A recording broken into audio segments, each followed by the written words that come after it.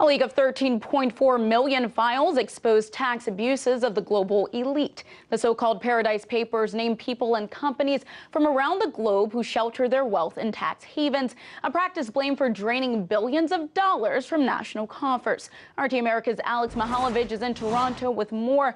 Alex, what has been uncovered with the release of these Paradise Papers?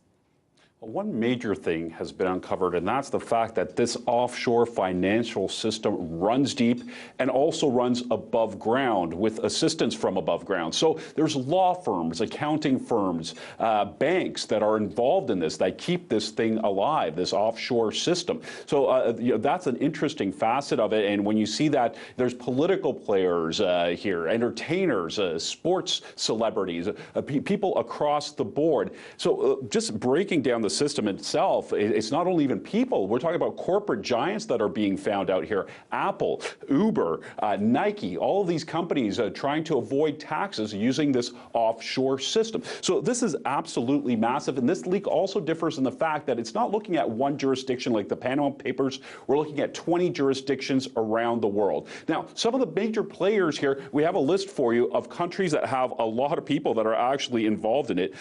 USA being number one with 31,000 individuals just showing up on papers that are coming from Appleby Global. That's a law firm out of Bermuda.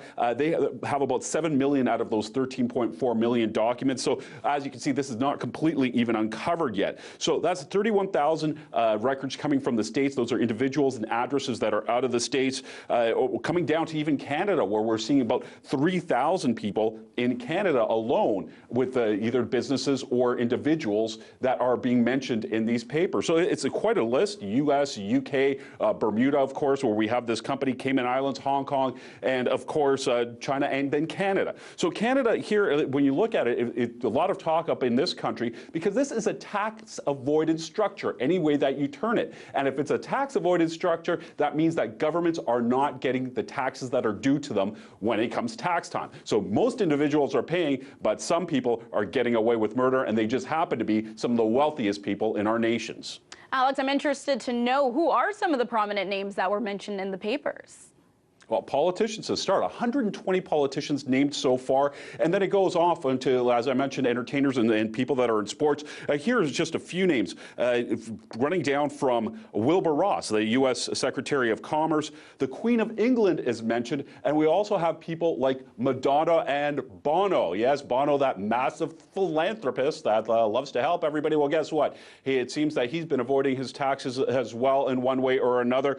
In Canada alone, what we're seeing here, there's a lot of controversy. One of Prime Minister Trudeau's main people for fundraising, a guy named by Stephen Bronfman, his companies are in there as well. They're named in here. And former Prime Ministers Brian Mulroney, Paul Martin, and Jean Chrétien. Now, Brian Mulroney, a lot of people know he was been involved in a lot of shifty businesses around the world, and here he comes up again with his name. So Canada's looking at this very hard, and as you can imagine, this is being looked at nations around the world. Alex, those are some big names you just mentioned. How were these files exposed?